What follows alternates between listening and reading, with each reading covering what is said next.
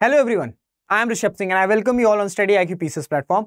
हमारी सीरीज चल रही है जहां पे हम ल्यूसेंट को क्वेश्चंस के फॉर्म में समझने की कोशिश कर रहे हैं।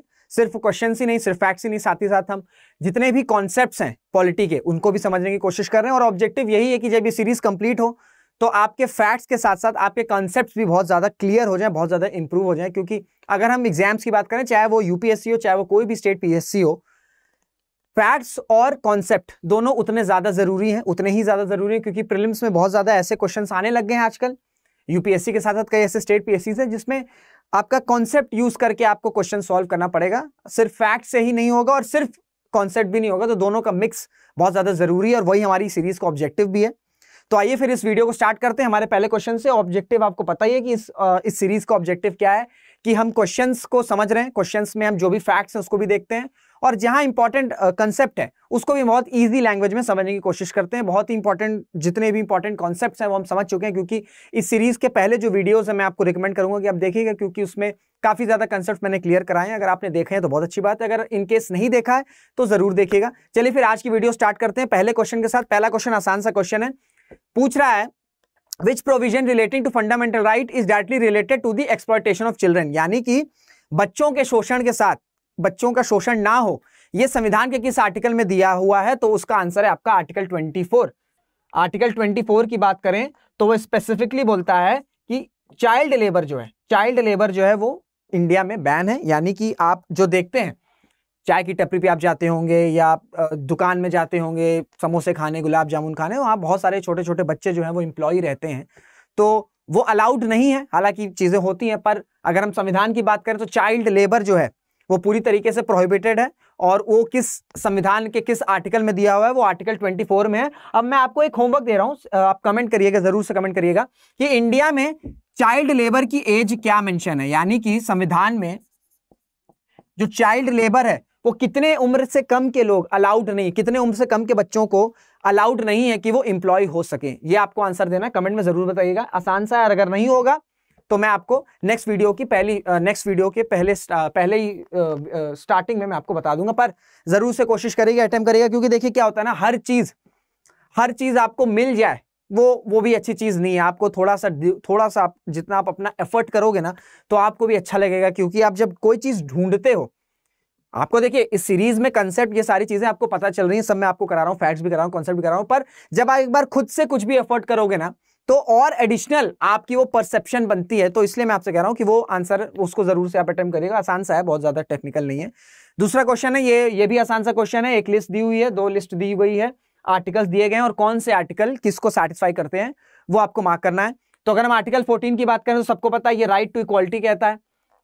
अगर हम आपका आर्टिकल 74 की बात करें तो वो क्या कहता है? आपका आर्टिकल 74 वो आपका काउंसिल ऑफ मिनिस्टर्स की बात करता है। फिर वहीं हम आर्टिकल 368 की बात करें तो ये क्या कहता है? आर्टिकल 368 है आपका जो संविधान में अमेंडमेंट होता है, वो किसके द्वारा होता है? वो अमेंडमेंट होता है आपका यूजिंग आर्टिकल 368। और अगर हम आर्टिकल 36 की बात करें, आर्टिकल 36 से लेके आपका आर्टिकल 51 जो है वो आपका DPSP यानी कि directive principles of state policies कराता है। ये आसान क्वेश्चन है, बहुत ज्यादा इसमें आपको दिमाग या लॉजिक नहीं लगाना है और मैं समझता हूं कि आपको सारी चीजें पता होंगी। तो article 14 is for right to equality. Right to equality में 5 आपके राइट्स होते हैं। आर्टिकल 14 है, आर्टिकल 15 है, आर्टिकल 16 है, आर्टिकल 17 है एंड आर्टिकल 18 है। और जब आप देखोगे इन 5 आर्टिकल्स को, जब आप समझोगे, जब आप फंडामेंटल राइट्स में जब हम फंडामेंटल राइट्स को बहुत डिटेल में पढ़ेंगे तो हम उसमें देखेंगे कि 14, 15, 16, 17, 18 ये आर्टिकल्स, 5 आर्टिकल्स एक राइट के लिए, यानी कि राइट टू इक्वालिटी। उससे पता चलता है कि भारत जब आजाद हुआ था तो उस वक्त कितनी अनइक्वल सोसाइटी थी। और आर्टिकल 14 इसीलिए इसका ऑब्जेक्टिव यही है कि हमें भारत को एक सामान्य सोसाइटी बनाना है जहां पे हर एक आदमी बराबर हो, उसके हक बराबर हो, चाहे वो अमीर हो चाहे वो गरीब हो, कोई भी किसी भी धर्म से हो, किसी भी जेंडर से हो, सभी बराबर है। जैसे जैसे जितनी इक्वल सोसाइटी रहेगी उतना ज्यादा वो सोसाइटी जो है फ्रक्टिफाई करती रहेगी। क्योंकि अगर हम पास्ट में जितने भी रेवोल्यूशंस देखें, चाहे हम रशियन रेवोल्यूशन की बात करें, हम फ्रेंच रेवोल्यूशन की बात करें, कितने भी कोई भी रेवोल्यूशंस की हम बात करें, तो कहीं ना कहीं उनका बैकग्राउंड जो रहता था वो यही रहता था कि जो सोसाइटी रहती थी, जो सोशल स्ट्रक्चर रहता था वो कहीं ना कहीं इक्वल नहीं रहता था, अनइक्वल रहता था। तो इसी वजह से समाज में जितनी ज्यादा इक्वालिटी होगी वो समाज उतना ज्यादा ग्रो करेगा। तो article 14 is for your right to equality, right article 36 to 51 is your directive principle of state policy, article 74 is for your council of ministers, यानी कि जो मंत्री परिषद होते हैं उनकी अपॉइंटमेंट और डिसमिसल जो है वो आपका एक्सप्लेन करता है आर्टिकल 74 यानी कि अनुच्छेद 74। और आर्टिकल 368 आपका सिंपली उसके लिए कि आपको संविधान को अमेंड करना है, यानी कि पार्लियामेंट को अगर अमेंड करना है तो वो आर्टिकल 368 का यूज करेगी और उसको इम्प्लीमेंट कर सकते हैं। हालांकि वो अमेंडमेंट जो है वो बेसिक स्ट्रक्चर को हार्म नहीं करना चाहिए, ये आपको पता है, ये हम चीजें देख चुके हैं। ये भी आसान सा क्वेश्चन है, किस आर्टिकल में अनटचेबिलिटी मेंशन किया गया है, यानी कि छुआछूत ये पूरी तरीके से बैन है, अबॉलिश्ड है, और वो आपका है आर्टिकल 17 यानी कि राइट टू इक्वालिटी में ही आपका आर्टिकल 17 है, जिसमें अनटचेबिलिटी को पूरी तरीके से अबॉलिश किया गया है। और ये स्टेट और प्राइवेट इंडिविजुअल्स दोनों पे, this is for state also, यानी कि सरकार तो नहीं कर सकती है, साथ ही साथ कोई प्राइवेट इंडिविजुअल भी अनटचेबिलिटी की प्रैक्टिस नहीं कर सकता है। पूरी तरीके से अनटचेबिलिटी अबॉलिश्ड है। भारत में जब आजादी हुई पूरी तरीके से इसको एक मत में बोला गया कि हम ऐसे कोई भी कस्टम, ऐसे कोई भी ट्रेडिशंस नहीं फॉलो करेंगे, और पूरी तरीके से अबॉलिश्ड है आर्टिकल 17 अनटचेबिलिटी, और वो आर्टिकल है आपका आर्टिकल 17। नेक्स्ट क्वेश्चन की तरफ चलते हैं। It shall be the duty of every citizen of India to protect and improve the natural environment, यानी कि सभी भारतीयों का ये मौलिक कर्तव्य है कि अपने इन्वायरमेंट को वो प्रोटेक्ट करे। और ये आर्टिकल है आपका, ये कौन सा आर्टिकल कहता है, ये आर्टिकल आपका 48, और ये डीपीएसपी का पार्ट है। देखिए मैंने आपको बताया है कि डीपीएसपी, जितने भी डीपीएसपीज हैं, right from your 36 to 51 and your 11 fundamental duties, इनको एक बार आप रीड कर लेना। रीड करने से, क्योंकि क्या होता है ना कि कई सारे स्टेटमेंट्स कई बार एग्जाम में, और ये यूपीएससी में भी पूछा जा चुका है, और कई बार स्टेट पीएससीज में तो बहुत बार पूछा जाता है। क्या होता है कि कोई स्टेटमेंट दे देगा, जैसे इस तरह का स्टेटमेंट दे दिया है कि it shall be the duty of every citizen of India to protect and improve the natural environment. तो ये कई लोगों को लगेगा ये मौलिक कर्तव्य है, ड्यूटी लिखा हुआ है तो फंडामेंटल ड्यूटी होगा, पर ये आपका डीपीएसपी का पार्ट है, और आर्टिकल 48 इसे एक्सप्लेन करता है। तो मैं कह रहा था कि डीपीएसपी 36 से लेके 51 तक, और आपकी 11 फंडामेंटल ड्यूटीज, इनको आप एग्जाम से कुछ टाइम पहले आप 2-3 बार रीड कर लेना। रीड कर लोगे तो आपके दिमाग में होल्ड हो जाएगा, और एग्जाम में अगर आपसे इस तरह का स्टेटमेंट पूछेगा तो आप इजीली रेक्टिफाई कर लोगे, रिमाइंड कर लोगे, रिकॉल कर लोगे कि हाँ ये डीपीएसपी का पार्ट है या फंडामेंटल ड्यूटीज का पार्ट है, क्योंकि ये स्ट्रेट अवे क्वेश्चन है। और ऐसे क्वेश्चन तो नहीं मिस करने, क्योंकि मैंने आपसे कई बार आपसे बताया है कि वो क्वेश्चन बिल्कुल मिस नहीं करने हैं जो सब सही करके आ रहे हैं। क्वेश्चन हमें वो करने हैं, वो जो सब सही कर रहे हैं वो तो हमें करने ही करने हैं, साथ ही साथ वो वाले क्वेश्चंस भी करने हैं जिनको सही करने की जो संख्या है वो कम है। जब आप ये दोनों कॉम्बिनेशन कर लोगे, यानी कि जो कर रहे हैं, जो सब कर रहे हैं वो तो आप सही कर ही रहे हो, जो क्वेश्चंस को बहुत लोग गलत कर रहे हैं या बहुत लोग छोड़ रहे हैं, अगर आप वो भी करने में सक्सेसफुल हो जाओगे, आपका सिलेक्शन जो है वो बहुत ही ईजी क्वालिफाई कर लोगे। उसके बाद फिर आप मेंस लिखोगे, मेंस हो जाएगा, फिर आप इंटरव्यू में बैठ सकते हो। नेक्स्ट क्वेश्चन की तरफ चलते हैं। ये भी आसान सा क्वेश्चन है, कहता है कि फंडामेंटल ड्यूटीज इंडियन कॉन्स्टिट्यूशन में कहां मेंशन है, ये आपका आर्टिकल 51A में है, इसको ध्यान रखिएगा। Article 51A is your fundamental duties. देखिए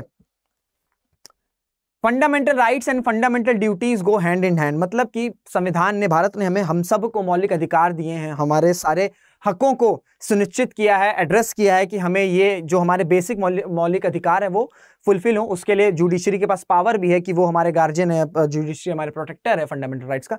तो इसलिए फंडामेंटल राइट्स के साथ साथ हमारे लिए फंडामेंटल ड्यूटीज परफॉर्म करना बहुत ज्यादा जरूरी है, क्योंकि फंडामेंटल ड्यूटीज पे उतनी चर्चा नहीं होती है, फंडामेंटल ड्यूटीज पे उतनी बात नहीं होती है, फंडामेंटल राइट्स पे बहुत ज्यादा बात होती रहती है।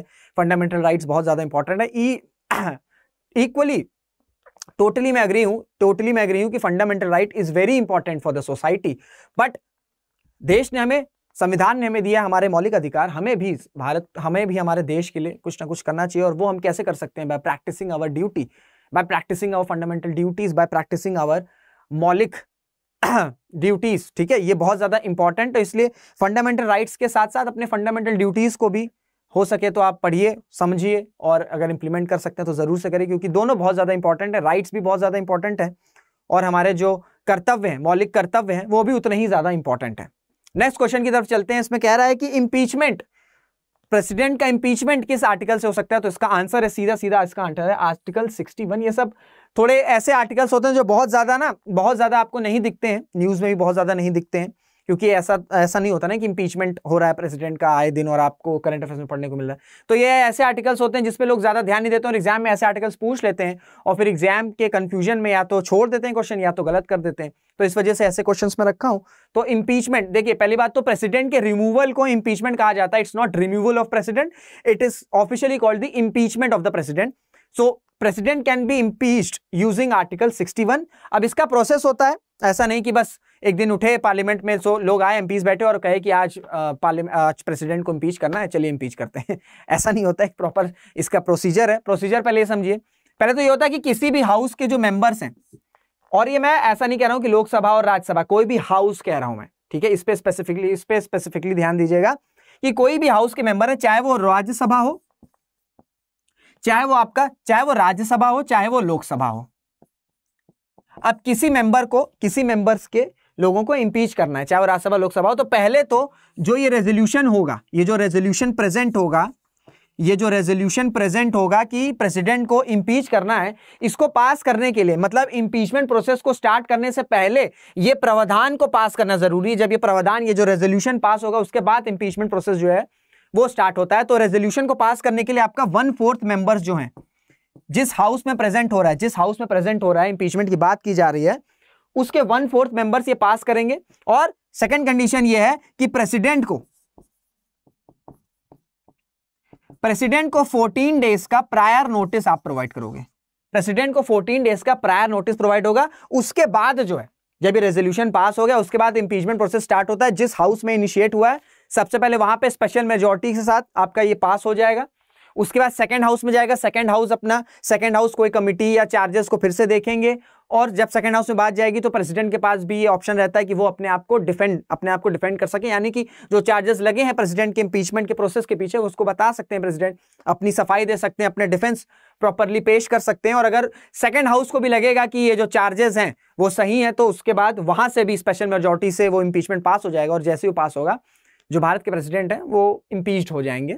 तो ये आर्टिकल 61 सिर्फ ये इंपीचमेंट के लिए, पर ये जो प्रोसेस मैंने बताया इसको भी ध्यान रखिएगा। ये 2 इंपॉर्टेंट कंडीशंस है, और उसके बाद जो मैंने बताया कि जिस हाउस में होगा, उस हाउस में पहले स्पेशल मेजॉरिटी से पास होगा, फिर सेकंड हाउस में जाएगा, वहां पे चार्जेस को देखा जाएगा। प्रेसिडेंट के पास ऑप्शन रहेगा कि वो सेकंड हाउस में आके बोल सकते हैं, अपने डिफेंस में अपनी सफाई दे सकते हैं। और उसके बाद अगर सेकंड हाउस को लग रहा है कि ये चार्जेस सही है और स्पेशल मेजॉरिटी से पास हो गया, तो जो प्रोसेस ऑफ इंपीचमेंट है, जो प्रेसिडेंट का इंपीचमेंट का प्रोसेस है, वो कंप्लीट हो जाता है और जो प्रेसिडेंट है वो रिमूव हो जाते हैं। बाय विच नेम और names is our country mentioned in the constitution, यानी कि संविधान में कौन सा नाम, हमारे देश का क्या नाम मेंशन किया गया है। तो अगर आप आर्टिकल 1 पढ़ोगे, तो आपको पता होगा कि उसमें मेंशन किया गया स्पेसिफिकली कि India that is Bharat is a union of state, यानी कि इंडिया और भारत दोनों नाम इंप्लीमेंट किए गए हैं। क्योंकि जब कॉन्स्टिट्यूएंट असेंबली जब फॉर्म हुई और कॉन्स्टिट्यूशन मेकर्स जब बैठे, जब संविधान की चर्चाएं चल रही थी, संविधान पे डिबेट चल रहा था, तो क्वेश्चन ये आया कि हम हमारे इंडिपेंडेंट इंडिया का क्या नाम रखेंगे। कुछ लोग इस फेवर में थे कि हम ट्रेडिशनल नाम को ही फॉलो करेंगे और भारत नाम रखेंगे। कुछ लोग इस फेवर में थे कि हम मॉडर्न नेम को ऑप्ट करेंगे, यानी कि हम इंडिया नाम रखेंगे। तो इसमें कुछ डिबेट चल रही थी, तो इसका बीच का रास्ता निकाला गया कि दोनों ही नाम रखा जाएगा, यानी कि इंडिया, आर्टिकल 1 ऐसे ही स्टार्ट होगा कि इंडिया दैट इज भारत, यानी कि जो मॉडर्न नेम है वो भी इंडक्ट है और साथ ही साथ जो ट्रेडिशनल नेम है भारत वो भी इंडक्ट है। क्योंकि कुछ ग्रुप्स भारत चाह रहे थे, कुछ ग्रुप्स इंडिया चाह रहे थे, तो दोनों को ही रख दिया कि India that is Bharat is a union of state. यहीं से एक स्टेटमेंट और बनता है कि स्टेटमेंट अगर आ गया आपके प्रीलिम्स में और ये दिया रहे और ये रहे कि क्या फेडरल टर्म या फेडरेशन टर्म क्या मेंशन है संविधान में, तो ये मेंशन नहीं है। आप लोग में से कुछ ऐसे होंगे सोचेंगे कि ये लॉजिक लग सकता है, that is a very proper logical वो आपका प्रेजेंस ऑफ माइंड रहेगा कि आप कहेंगे कि हाँ जो फेडरल कैरेक्टर है, हम भारत एक फेडरल नेशन है, तो शायद फेडरल टर्म मेंशन होगा और आप सही कर दोगे, पर ऐसा नहीं है। कॉन्स्टिट्यूशन में फेडरेशन टर्म मेंशन नहीं है। आर्टिकल 1 आप पढ़ोगे तो उसमें यही लिखा हुआ है कि India that is Bharat is a union of state. और ये 2 नाम भी क्यों रखें, क्योंकि मैंने आपको बताया कि कुछ लोग भारत नाम चाह रहे थे, कुछ लोग इंडिया चाह रहे थे, इसलिए दोनों का ही नाम मिक्स करके रख दिया। ये भी आसान सा क्वेश्चन है। Constitutional status has been given to panchayat under, किस आर्टिकल में कॉन्स्टिट्यूशनल स्टेटस आपके पंचायत को दिया गया है? That article is your 243। That article is 243। इसके पीछे कोई बहुत ज्यादा लॉजिक नहीं है, आसान सा क्वेश्चन है और आप इजिली अगर चाहो तो कर सकते हो। नेक्स्ट क्वेश्चन की तरफ चलते हैं। Under which article of the constitution of India can Indian parliament make laws under the residuary powers? तो पहले तो समझो कि रेस्यूडरी पावर क्या है, रेस्यूडरी क्या चीज होती है। देखिए मैंने आपको बताया कि 3 लिस्ट होती हैं, 3 लिस्ट आर देयर। 3 लिस्ट है, कौन कौन सी लिस्ट है? एक आपका यूनियन लिस्ट है, फिर आपका एक स्टेट लिस्ट है, और लास्ट आपका कंकरेंट लिस्ट है। यूनियन लिस्ट में केंद्र सरकार के पास पावर रहती है कि इसमें जो भी सब्जेक्ट है उस पर लॉ केंद्र सरकार बनाएगी। स्टेट लिस्ट में आपका राज्य सरकार के पास पावर रहती है कि इसमें जो भी सब्जेक्ट मेंशन है उसमें सेंट्रल, उसमें आपकी स्टेट गवर्नमेंट या राज्य सरकार बनाएगी। और कंकरेंट लिस्ट में, यानी कि कंकरेंट लिस्ट में ऐसे सब्जेक्ट होते हैं जिसमें स्टेट गवर्नमेंट और सेंट्रल गवर्नमेंट दोनों मिलके कोऑपरेट करके ये आपका लॉज बनाएंगे इस सब्जेक्ट पे। और इसका पीछे लॉजिक यही है कि भाई इंडिया जो एक फेडरल कंट्री है तो पावर डिवीजन होना चाहिए प्रॉपरली। तो यूनियन के पास एक अपनी पावर लिस्ट है, स्टेट के पास अपनी लिस्ट है जिस पे कानून बना सकते हो, फिर एक ऐसी लिस्ट है जहां पे स्टेट और सेंट्रल गवर्नमेंट दोनों कोऑपरेट करके लिस्ट बनाएंगे। अब इन सबके बाद कुछ सब्जेक्ट बच रहे हैं, जैसे यूनियन लिस्ट में कुछ सब्जेक्ट गए, स्टेट लिस्ट में कुछ सब्जेक्ट गए, कंकरेंट लिस्ट में कुछ सब्जेक्ट गए, उसके बाद भी कुछ सब्जेक्ट्स बच रहे हैं, तो वो जाते हैं आपके रेस्यूडरी पावर, या उसे आप कह लो रेस्यूडरी लिस्ट या रेस्यूडरी पावर कह लो। तो जो रेस्यूडरी पावर्स बच रहे हैं, यानी कि जो रेस्यूडरी सब्जेक्ट्स बच रहे हैं, इसमें एक्सक्लूसिवली आपका पार्लियामेंट के पास राइट रहती है। यानी कि union list, state list, concurrent list के सब्जेक्ट्स बचने के बाद इन सारी लिस्ट में सब्जेक्ट्स ऐड ऑन, उसके बाद भी कुछ सब्जेक्ट बचते होंगे, वो जो सब्जेक्ट बच रहे हैं वो जाते हैं आपके रेस्यूडरी लिस्ट में। और वो जो रेस्यूडरी पावर होती है, यानी कि इन सब्जेक्ट्स पे कानून कौन बना सकता है, वो सिर्फ और सिर्फ एक्सक्लूसिवली आपका पार्लियामेंट बना सकते हैं। तो इसको ध्यान रखिएगा। तो ये होती है आपकी residuary power. Residuary power lies with parliament. और वो कौन सा आर्टिकल है जो ये कहता है कि रेस्यूडरी पावर पार्लियामेंट के पास है? वो आर्टिकल है आपका आर्टिकल 248। ये आर्टिकल ध्यान में रखिएगा। और क्या है रेस्यूडरी पावर, ये भी मैंने आपको बता दिया। क्यों होता है? क्योंकि बहुत सारे ऐसे सब्जेक्ट्स होते हैं जो स्टेट लिस्ट, यूनियन लिस्ट और कंकरेंट लिस्ट के बाद भी बच जाते हैं। तो भाई ऐसा तो नहीं हो सकता ना कि अब उन पे कानून ही नहीं बनाएंगे क्योंकि वो तो बस इन 3 लिस्ट से बाहर हो गए, ऐसा तो नहीं ना। कानून तो भाई जो भी इंपॉर्टेंट है सब पे बनाने हैं। तो जो सब्जेक्ट्स इन 3 लिस्ट के बाद जो बच जा रहे हैं उनको रेस्यूडरी लिस्ट में रखा जाता है, और वहां से वहां का जो रेस्यूडरी पावर होती है वो आपकी ओनली फॉर इंडियन पार्लियामेंट होती है। और वो आर्टिकल है आर्टिकल 248। इंपॉर्टेंट क्वेश्चन था, इसको ध्यान रखिएगा कि उससे कई सारे सवाल बन सकते हैं। पहली बात तो रेस्यूडरी पावर है क्या, रेस्यूडरी पावर पे किसका राइट होता है, एक्सक्लूसिवली इंडियन पार्लियामेंट होता है, कौन सा आर्टिकल 248 होता है, और लिस्ट के बारे में बता दिया कि कैसे कैसे बाइफरकेट किया जाता है। The executive power of the state is vested in the governor under article which of the constitution? यानी कि जो एग्जीक्यूटिव पावर है स्टेट का, जैसे प्रेसिडेंट की बात करें तो वो कॉन्स्टिट्यूशनल हेड है हमारे देश का। उसी तरह स्टेट के एग्जीक्यूटिव पावर जो गवर्नर होते हैं, जो स्टेट के हेड होते हैं, वो कौन होते हैं? गवर्नर होते हैं। वो किस आर्टिकल से होता है? वो होता है आपका आर्टिकल 154। क्योंकि ये आर्टिकल्स गवर्नर के, मैं आपसे बता रहा हूं, गवर्नर के जितने भी इंपॉर्टेंट आर्टिकल्स हैं उसको जरूर गॉन थ्रू कर लीजिएगा। हालांकि मैं तो इसमें करवाऊंगा ही करवाऊंगा, बट इन केस एक बार आप खुद से भी जितने भी इंपॉर्टेंट आर्टिकल हैं दैट गोज अराउंड गवर्नर, उसको जरूर से देख लीजिएगा। क्योंकि बहुत बार पीएससीज में आपके ये गवर्नर से रिलेटेड क्वेश्चन, ट्रिकी आर्टिकल्स, क्योंकि 154, 164 इसमें काफी ज्यादा कंफ्यूजन रहती है। तो इसको एक बार जरूर गॉन थ्रू कर लीजिएगा। हालांकि मैं इस सीरीज में कवर तो करवाऊंगा ही करवाऊंगा, क्योंकि जिस तरह भी, क्योंकि कई सारे गवर्नर के आर्टिकल्स मैंने कवर कराए, पर एक बार खुद से भी अगर आप देख लोगे तो वो आपके लिए बेटर रहेगा। नेक्स्ट क्वेश्चन देखते हैं। कह रहा है कि किस आर्टिकल से आपका फाइनेंस कमीशन जो है वो क्रिएट होता है? तो फाइनेंस कमीशन का अगर हम बात करें तो आर्टिकल 280 से अपॉइंट फॉर्म होता है। किसके द्वारा फॉर्म किया जाता है? It's very easy, it's by president of India. Finance commission एक कॉन्स्टिट्यूशनल बॉडी है। फाइनेंस कमीशन एक कॉन्स्टिट्यूशनल बॉडी है। अब यहां से एक स्टेटमेंट उठता है कि ये जो इनके चेयरपर्सन और जो मेंबर्स होते हैं, क्या वो एलिजिबल होते हैं रीअपॉइंटमेंट के लिए? तो बिल्कुल, दे आर री एलिजिबल फॉर रीअपॉइंटमेंट। ये सारे स्टेटमेंट ध्यान से रख लीजिएगा क्योंकि ये सब कई बार पूछा जाता है। They are eligible for reappointment. They are eligible for reappointment. अब फाइनेंस कमीशन के थोड़े फैक्ट्स हो गए, ये आपको बेसिक फैक्ट्स आपको पता होना चाहिए कि प्रेसिडेंट की तरह अपॉइंट किए जाते हैं।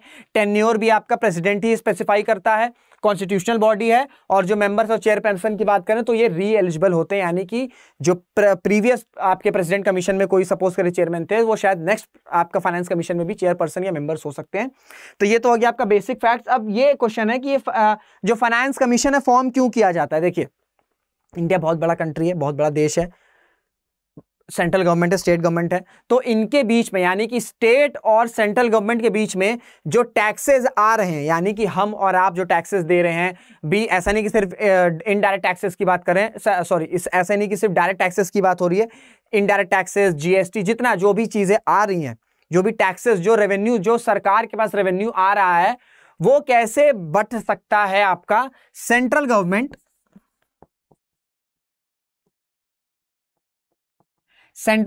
और आपका स्टेट गवर्नमेंट के बीच में। सेंट्रल गवर्नमेंट और स्टेट गवर्नमेंट के बीच में जो फाइनेंसेस, यानी कि जो रेवेन्यू, जो पैसा आ रहा है, जो पैसा टैक्सेस के थ्रू मिल रहा है, वो सेंट्रल गवर्नमेंट और स्टेट गवर्नमेंट के बीच में कैसे डिवाइड होगा, वो काम करता है आपका फाइनेंस कमीशन। और अभी फाइनेंस कमीशन 15 फाइनेंस कमीशन ने कितने परसेंट टैक्सेस जो है वो डिस्ट्रीब्यूट किया आपका सेंट्रल और स्टेट में, वो है आपका 41%।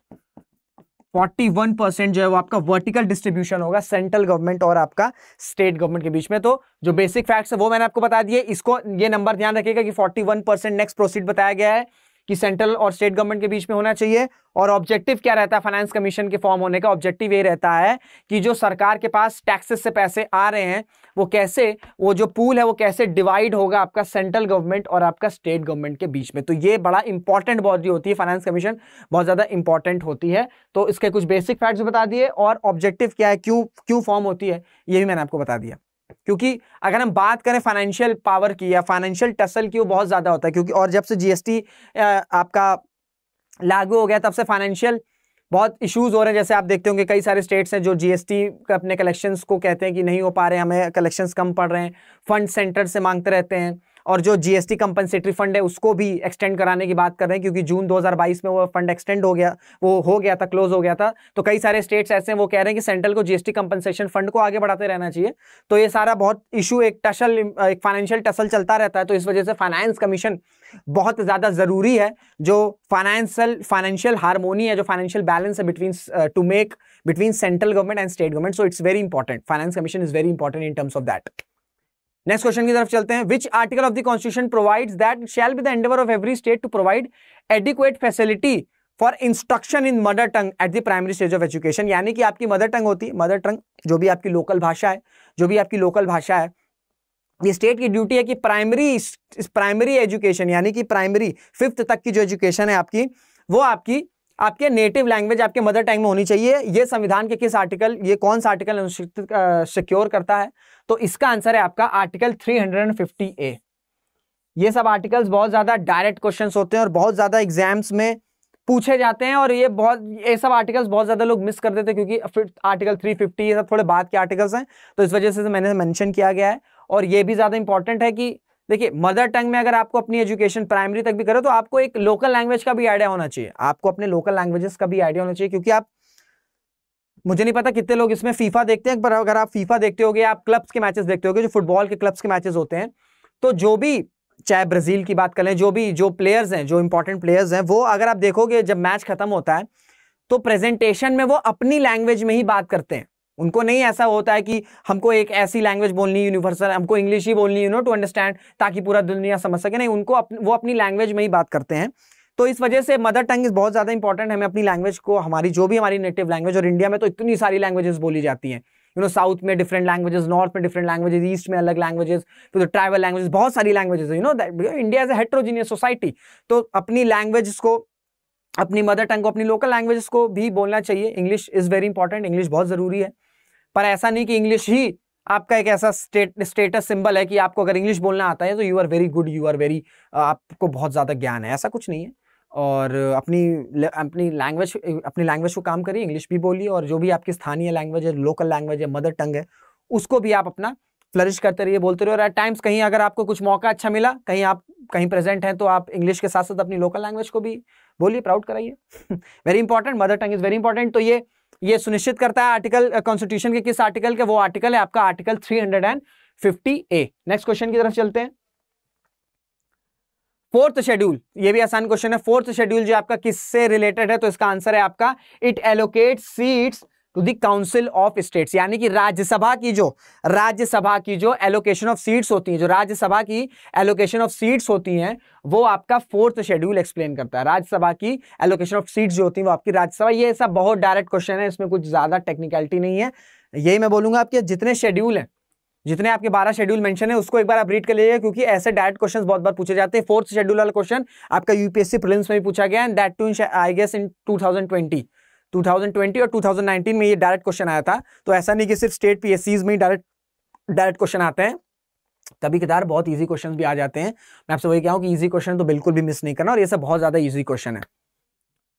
वही आपका है लिस्ट वाला, लिस्ट 1 को लिस्ट 2 से मिलाने, इंपॉर्टेंट आर्टिकल्स हैं आपके आर्टिकल 16 क्लॉज 2 क्या कहता है कि कोई भी पर्सन डिस्क्रिमिनेट नहीं होगा पब्लिक अपॉइंटमेंट में। यानी कि पहले क्या होता था, आजादी से पहले, अगर हम मिडीवल ब्रिटिश रूल की बात करें, ब्रिटिश रूल में कुछ ऐसा हो गया था कि कुछ अपॉइंटमेंट फिक्स कर दी गई थी कि कुछ ही कम्युनिटी के लोग आ सकते हैं पब्लिक एम्प्लॉयमेंट की तरफ। तो जैसे ही देश आजाद हुआ, सबको, आपको मैंने बताया कि 14 से लेकर 18 तक राइट टू इक्वालिटी है, कि मतलब भारत को समान सोसाइटी बनानी है। तो आर्टिकल 16 क्लॉज 2 कहता है कि कोई भी पर्सन पब्लिक एम्प्लॉयमेंट के लिए डिस्क्रिमिनेट नहीं किया जाएगा किसी भी कंडीशन में। वो डिस्क्रिमिनेशन नहीं होगा ऑन द ग्राउंड्स ऑफ, चाहे वो रेस हो, रिलीजन हो, सेक्स हो, जेंडर हो, कुछ भी हो, इसमें आपका वो डिस्क्रिमिनेशन नहीं की जाएगी। आर्टिकल 16 क्लॉज 2 कहता है। आर्टिकल 29(2) क्या कहता है, आर्टिकल 29 क्लॉज 2 ये कहता है कि कोई भी सिटीजन डिनाई नहीं किया जाएगा आपका एजुकेशनल इंस्टीट्यूशन जो कि आपका मेंटेन किया जा रहा है स्टेट और रिसीविंग स्टेट के द्वारा, या स्टेट को एड दिया जा रहा है, वहां पे आपका जो आपका शिक्षा है वो आपको डिस्क्रिमिनेट नहीं की जाएगी, बैन नहीं की जाएगी। जो आपका ऐसे एजुकेशन जो आपके स्टेट या स्टेट के फंड से रन किए जा रहे हैं। आर्टिकल 30 क्लॉज 1 क्या कहता है, आर्टिकल 31 क्लॉज ये कहता है कि जितने भी माइनॉरिटीज हैं, इसको ध्यान रखिएगा, वेदर बेस्ड ऑन रिलीजन के टर्म्स में भी जो माइनॉरिटीज हैं और जो लैंग्वेज के टर्म्स में भी जो माइनॉरिटीज हैं, उनको अपना इंस्टीट्यूशन एडमिनिस्टर, यानी कि अपना इंस्टीट्यूशन को स्टैब्लिश और रन करने के चॉइस है। यानी कि देखिए, जब आजादी हुई थी, 47 में आजादी हुई थी, बंटवारा हुआ था, बहुत सारी माइनॉरिटीज इंडिया में रुकी हुई थी। तो ये माइनॉरिटीज के कंसर्न के लिए, कि माइनॉरिटीज को कहीं ये ना लगे कि मेजॉरिटेरियन है, क्योंकि India as a secular society, तो दैट्स वाई ये बोला गया कि आर्टिकल 31 क्लॉज 1 ये कहता है, और ये फंडामेंटल राइट है, मौलिक अधिकार है। अगर इसमें हनन आएगा तो सुप्रीम कोर्ट रीच कर सकते हैं, और सुप्रीम कोर्ट फिर जो है उसको प्रोटेक्ट करेगी। तो जितने भी माइनॉरिटीज हैं, चाहे वो रिलीजन के बेस पे हो, रिलीजन के बेस पे बहुत सारी ऐसी माइनॉरिटीज जो लैंग्वेज के बेस पे भी होती हैं, तो दोनों ही minorities, whether be it on religion और बी इट इन लैंग्वेज, उनको अपना एजुकेशनल इंस्टीट्यूशन को रन और एडमिनिस्टर करने की पूरी तरीके से आजादी है। उसमें स्टेट बहुत ज्यादा इंटरफियर नहीं कर सकता है, ये उनका फंडामेंटल राइट है। चाहे वो रिलीजन, चाहे वो माइनॉरिटीज आपकी रिलीजन के बेस पे हो, और चाहे वो जो माइनॉरिटीज है वो आपकी लैंग्वेज के बेस पे हो। और आर्टिकल 31 क्लॉज 1 ये कहता है आपका कि कानून के अधिकार के बिना किसी व्यक्ति को उसकी संपत्ति से वंचित नहीं किया जाएगा। यानी कि राइट टू प्रॉपर्टी है, पहले राइट टू प्रॉपर्टी एक फंडामेंटल राइट था, बाद में उसको लीगल राइट बना दिया गया, और फंडामेंटल राइट्स और लीगल राइट में डिफरेंस यही है कि फंडामेंटल राइट्स अगर आपके वायलेट हो रहे हैं, अगर स्टेट के द्वारा आपका फंडामेंटल राइट वॉलेट हो रहा है, तो आप डायरेक्टली सुप्रीम कोर्ट जा सकते हो। बट अगर लीगल राइट आपके वॉलेट हो रहे हैं, तो आप डायरेक्टली सुप्रीम कोर्ट नहीं जा सकते हो। पहले आपको लोअर कोर्ट जाने होंगे, session court, district court, then फिर हाई कोर्ट, और फिर अगर आपको लगेगा तब आप सुप्रीम कोर्ट जा सकते हो। क्योंकि इंडिया की जुडिशरी की हम बात करें तो ये एक आपकी इंटीग्रेटेड जुडिशरी है। तो ये जितने भी इंपॉर्टेंट लिस्ट हैं आपको समझ लीजिएगा, इसको लिख लीजिएगा, ये बहुत ज्यादा इंपॉर्टेंट है, ये सारे एग्जाम से पूछे जाते हैं। 9th शेड्यूल भारत के कॉन्स्टिट्यूशन में किस अमेंडमेंट से ऐड किया गया था? फर्स्ट अमेंडमेंट में ऐड किया गया था। आज ही जो आपका फर्स्ट वीडियो गया था, कल जो फर्स्ट वीडियो गया था, ये वाला क्वेश्चन फिर से ले लीजिएगा। नेक्स्ट क्वेश्चन की तरफ चलते हैं। नेक्स्ट क्वेश्चन क्या कह रहा है? नेक्स्ट क्वेश्चन ये कह रहा है कि 9th शेड्यूल जो है वो आपका किस अमेंडमेंट के द्वारा ऐड किया गया था? हमने 9th शेड्यूल पे पूरा डिटेलिंग मैंने आपको बताया था कि 9th शेड्यूल क्यों ऐड हुआ था, क्या रीजन था, और वो किस अमेंडमेंट से ऐड किया गया था। फर्स्ट अमेंडमेंट से ऐड किया गया था। हुआ ये था 9th शेड्यूल में क्या हुआ था कि जब आजादी मिली थी भारत को आजादी मिली थी, भारत में जमींदारी सिस्टम थी, अनइक्वल सोसाइटी थी, बहुत लोगों के पास बहुत ज्यादा जमीन थी, बहुत लोगों के पास कुछ भी जमीन नहीं थी। तो लैंड रिफॉर्म्स करने थे, पर अब समस्या ये थी कि जो फंडामेंटल राइट है वो जिसके पास जमीन ज्यादा है उसके भी है, जिसके पास नहीं है उसके भी है, क्योंकि भाई फंडामेंटल राइट तो किसी की से कोई डिस्क्रिमिनेट नहीं करती, अमीर हो गरीब हो सबके लिए फंडामेंटल राइट समान है। तो लैंड रिफॉर्म्स में क्या था कि हमें रीडिस्ट्रीब्यूट करना था, यानी कि सरकार को रीडिस्ट्रीब्यूट करना था, जिसके पास बहुत ज्यादा प्रॉपर्टी है उससे वो प्रॉपर्टी लेके जिसके पास बिल्कुल नहीं है वो देना। ऐसे नहीं कि उनकी सारी प्रॉपर्टी ले रहे हैं, जो एक्स्ट्रा है वो लेके जिसके पास बिल्कुल नहीं है वो दे रहे। तो ये डिस्ट्रीब्यूशन साइकिल है। पर अगर हम जिसके पास स्टेट, यानी कि स्टेट अगर किसी से वो प्रॉपर्टी एक्वायर कर रहा है तो उसकी प्रॉपर्टी एक्वायर करना भी वॉयलेशन हो जाएगा, क्योंकि उस वक्त अगर हम 50 के दशक की बात करें, फर्स्ट अमेंडमेंट हुआ था 1951 में, तो 50 के दशक की बात करें तब जो राइट टू प्रॉपर्टी है that was your fundamental right. तो वो आदमी किसी भी पर्टिकुलर पर्सन की अगर स्टेट जो अगर प्रॉपर्टी एक्वायर कर रहा है तो वो चला जाता है सुप्रीम कोर्ट जुडिशियल रिव्यू का यूज करके ये जो प्रोसीजर चल रहा है, जो डिस्ट्रीब्यूशन ऑफ लैंड चल रहा है, इसको कैंसिल कर दिया जाता था। तो इस वजह से पहला अमेंडमेंट किया गया, उसमें 9th शेड्यूल ऐड किया गया और वहां पे ये बोला गया कि जितने भी लैंड रिफॉर्म्स, यानी कि लैंड रिफॉर्म्स के जितने भी कानून आ रहे हैं वो 9th शेड्यूल में रखे जाएंगे। और 9th शेड्यूल की सबसे इंपॉर्टेंट चीज ये होगी कि इसमें जुडिशियल रिव्यू नहीं लगेगा, इसमें जुडिशियल रिव्यू नहीं लगेगा। पर समय के साथ क्या होने लग गया कि इसका मिसयूज होने लग गया। कैसे मिसयूज होने लग गया? जो भी पार्लियामेंट में कुछ ऐसे कानून बनते थे और पार्लियामेंट को लगता था कि शायद हम बाईपास कर सकते हैं जुडिशियल रिव्यू से, या सुप्रीम कोर्ट को हम बाईपास कर सकते हैं, तो वो कानून को 9th शेड्यूल में रख देते थे। तो इस तरह से चलता रहा, मिसयूज होता रहा। पर 2007 में एक लैंडमार्क जजमेंट हुआ, 2007 में एक लैंडमार्क जजमेंट हुआ। सुप्रीम कोर्ट ने ये स्पेसिफिकली मेंशन कर दिया कि 9th शेड्यूल में जितने भी लॉज हैं वो भी they are open to judicial review, because judicial review is itself a basic part of the constitution. तो स्टेटमेंट में अगर पूछ लेगा कि 9th शेड्यूल में जो कानून है, जो एक्ट्स हैं, क्या वो जुडिशियल रिव्यू से इम्यून है, तो आप कहेंगे नहीं, अब नहीं है।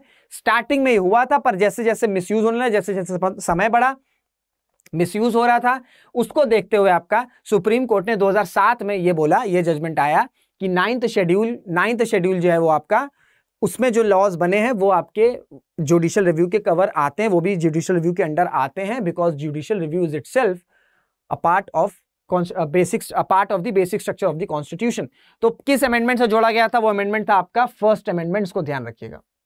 और क्यों जोड़ा गया था, देखिए यही मैं बता रहा हूं, ये सीरीज हमारी यही डिफरेंट है, क्योंकि 9th शेड्यूल क्या था, किस अमेंडमेंट जोड़ा गया था, ये आपको नेक्स्ट में मिल जाएगा। पर उसके पीछे की स्टोरी क्या थी, कैसे मिसयूज होने लग गया, बाद में क्यों सुप्रीम कोर्ट ने बोला कि जुडिशियल रिव्यू भी इंप्लीमेंट होगा 9th शेड्यूल में, ये इंपॉर्टेंट जो चीजें हैं ये मेरे को बताने का आपका इंपॉर्टेंट है कि ये भी आपको चीजें समझना। फैक्ट्स तो आपको मिल ही रहे हैं, साथ ही साथ ये जो स्टोरी, जो कंसेप्ट चल रहे हैं ना कि कोई चीज क्यों आ रही है, उसका अगर आपको बैकग्राउंड पता चल जाएगा तो आपकी परसेप्शन जो है वो बहुत ज्यादा डाइवर्सिफाइड हो जाएंगे। और जब आपके डाइवर्सिफाइड व्यूज हो जाएंगे, उसको आप कंसोलिडेट कर सकते हो अपने आंसर्स के थ्रू।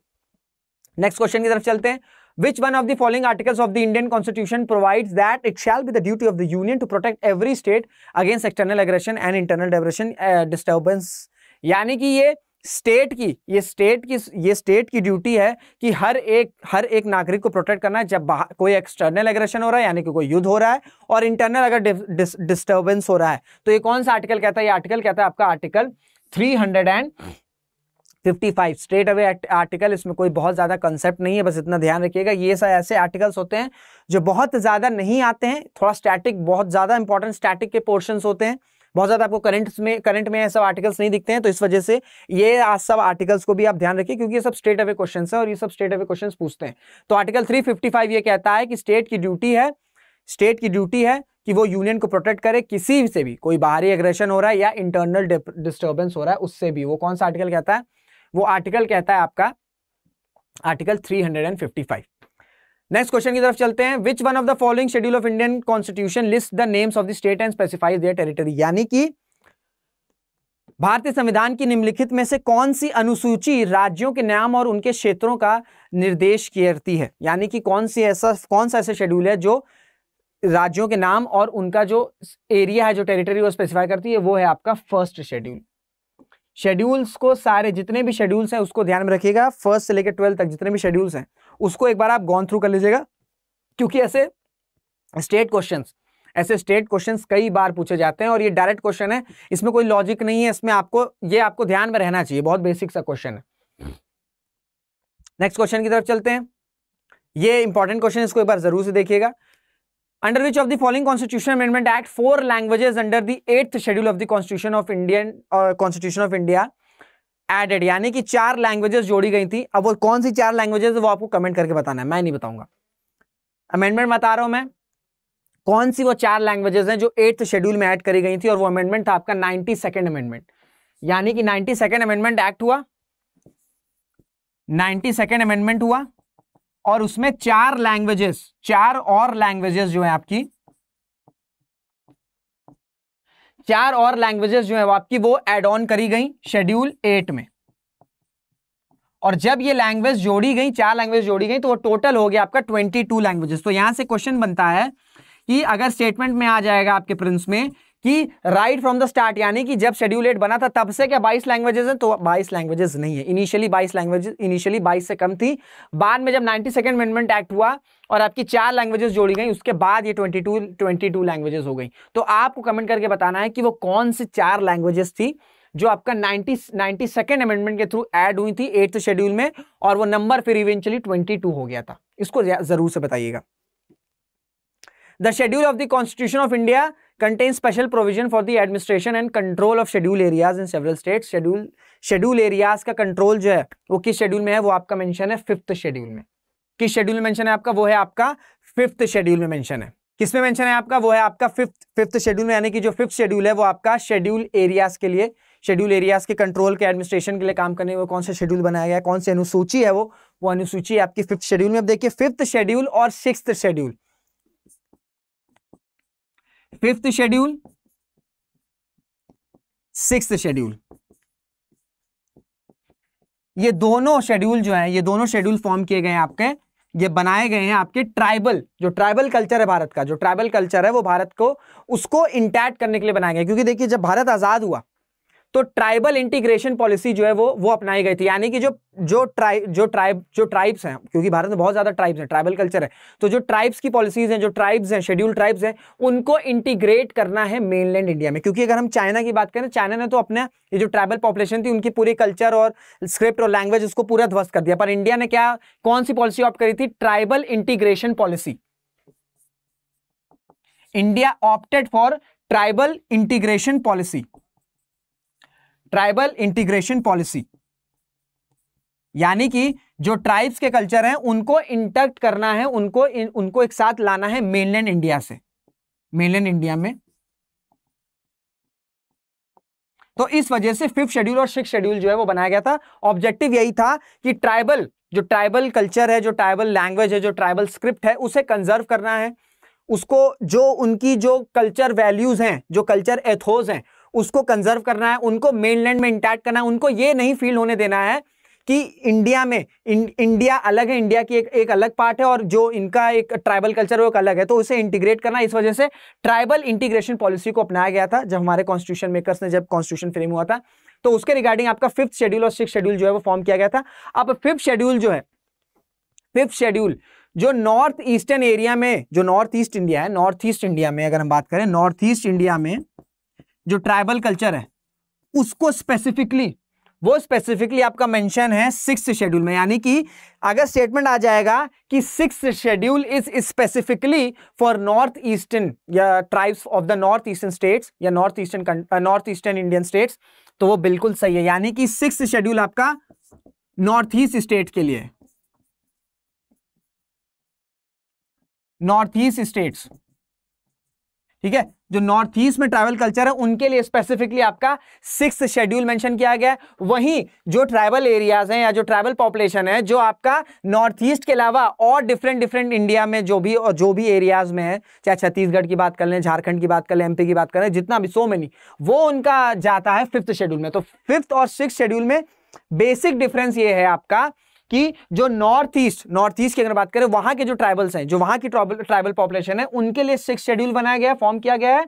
और रेस्ट ऑफ इंडिया जो ट्राइबल पॉपुलेशन है वो आपका वो कहां मेंशन है, वो आपका मेंशन है 5th शेड्यूल में। तो ये बेसिक डिफरेंस ध्यान में रखिएगा, ये जरूर से बेसिक डिफरेंस ध्यान में रखिएगा।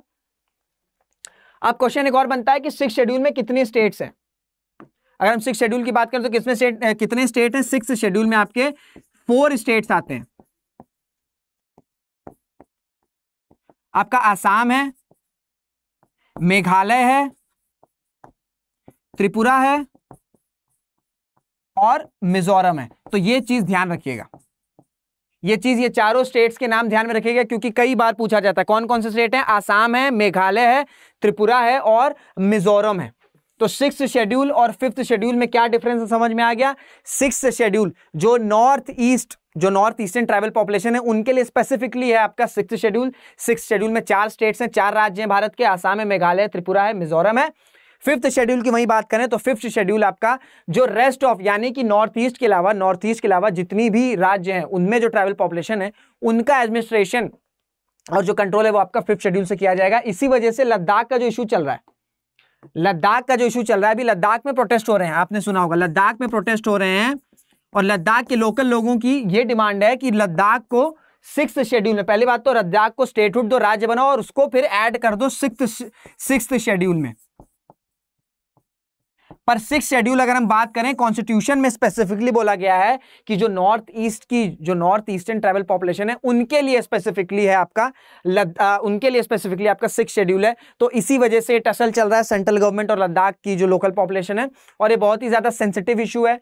इसमें कम्युनिकेशन करनी होगी, क्योंकि ये ऐसे फैसले हैं जिससे आप बातें करके जितना कम्युनिकेशन प्रॉपरली होगी उतना जो कॉन्फ्लिक्ट है, जो इश्यूज है वो रिजॉल्व हो सकते हैं। तो ये एक मेन इशू है, एक मेन और भी बहुत ज्यादा इश्यूज हैं, पर मेन ये है कि जो सेंट्रल गवर्नमेंट का स्टांस है वो ये कहना है कि 6th शेड्यूल इज फॉर आपका north eastern tribal population. So that's why जो सेंट्रल गवर्नमेंट है वो इतना विलिंग नहीं है अभी 6th शेड्यूल मैट करने में। हालांकि एक डेवलपिंग न्यूज है, इस पे हम बहुत डिटेल में कवर करेंगे। मैंने आपको सिर्फ एक रेफरेंस दिया क्योंकि क्वेश्चन आया 5th शेड्यूल 6th शेड्यूल का डिफरेंस जरूरी है, तो इस पॉइंट मैंने आपको बता दिया। इसकी पूरी डिटेल एनालिसिस जो भी आपका रहेगा उसमें हम करेंगे। अभी हम पूरा डिटेल में नहीं जा रहे हैं क्योंकि ये बहुत बड़ा टॉपिक है, इसमें पूरा स्टांस देखना होगा। लद्दाख की लोकल पॉपुलेशन कैसे, क्लाइमेट चेंज, क्योंकि क्लाइमेट चेंज एक बहुत बड़ा मुद्दा है। अभी जो जोशीमठ में हुआ आप सबने देखा कि जमीन धंस गई, लोगों को वहां से डिस्प्लेस होना पड़ा, अपना घर छोड़ के जाना पड़ा। तो क्लाइमेट चेंज एक बहुत बड़ी रियलिटी है, लोग समझते नहीं है, लोगों को लगता है क्लाइमेट चेंज से कुछ नहीं होगा, पर क्लाइमेट चेंज बहुत बड़ी रियलिटी है। अभी देखिए आप फेब का महीना चल रहा है और प्रॉपर गर्मी आ चुकी है। गुजरात वगैरह में तो शायद हीट वेव की IMD ने अभी वो प्रिडिक्ट किया है कि हीट वेव्स आ सकता है। तो ये क्या है, ये क्लाइमेट चेंज है ना। फेब में इतनी ज्यादा गर्मी नहीं पड़ती थी, तो climate change is a reality. तो लद्दाख की जो पॉपुलेशन का कंसर्न है वो पूरी तरीके से जेन्युइन है कि क्लाइमेट चेंज की वजह से, क्योंकि जब बहुत ज्यादा अर्बनाइजेशन होगा, बहुत ज्यादा टूरिज्म होगा, तो ऑब्वियस सी बात है जैसे जैसे अर्बनाइजेशन होगा वैसे वैसे ग्राउंड वाटर पे प्रेशर पड़ेगा, डीकंजेशन हो सकते हैं, फ्लड्स आ सकते हैं, बहुत सारे इश्यूज हैं। गवर्नमेंट ये जो स्टांस है 6th schedule is for north east tribal population, ये संविधान में दिया गया। तो कई सारे इसमें पॉइंट्स हैं, दोनों के अपने अपने पॉइंट्स हैं, चाहे सेंट्रल गवर्नमेंट की बात करें, लद्दाख की कॉमन पीपल की बात करें। तो ये एक डेवलपिंग न्यूज़ है, और कम्युनिकेशन जितना प्रॉपर वार्तालाप होगा उतना आसानी से ये जो मुद्दे हैं ये सॉल्व हो सकते हैं। इसकी प्रॉपर एनालिसिस में तो अभी नहीं जा रहा हूं, बस एक रफ आइडिया मैंने आपको बता दिया क्योंकि क्वेश्चन में ये था। आज का लास्ट क्वेश्चन है आज की वीडियो का, क्या कह रहा है कि विच of the following articles can not be suspended during national emergency, यानी कि नेशनल इमरजेंसी में कौन से ऐसे 2 मौलिक अधिकार हैं जो सस्पेंड नहीं होते। वो है आपका आर्टिकल 20 और आर्टिकल 21, यानी कि right to life and personal liberty और आर्टिकल 21, और आर्टिकल 20 ये है कि प्रोटेक्शन फॉर कन्विक्शन। तो ये 2 आर्टिकल्स जो हैं आपके वो मौलिक अधिकार, यानी कि नेशनल इमरजेंसी के टाइम ये 2 फंडामेंटल राइट जो हैं आपके वो सस्पेंड नहीं होते हैं।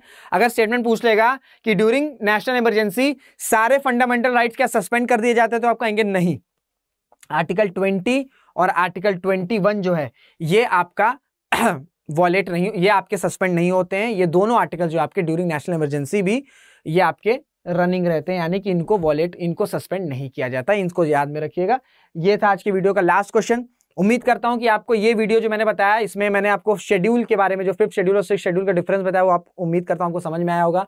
और जो भी मैंने आपको फैक्ट्स बताया, कंसेप्ट बताया, वो आप सब आपको समझ में आएगा। और जो मैंने आपसे होमवर्क दिए हैं कमेंट पे करने के लिए, पिन पॉइंट करने के लिए, उससे जरूर से कमेंट करिएगा, क्योंकि जितना ज्यादा आप अपनी तरफ से भी एफर्ट करेंगे ना उतना ज्यादा एक मोटिवेशन आएगा कि हाँ कि आपको समझ में आ रहा है, दिख रहा है, बहुत आप एंगेज हो रहे हैं। क्योंकि जितना ज्यादा आप एंगेज होंगे उतना ज्यादा मेरी तरफ से भी और कंटेंट आएगा, सब कुछ होगा, क्योंकि हम तो सारी चीजें कर ही रहे हैं।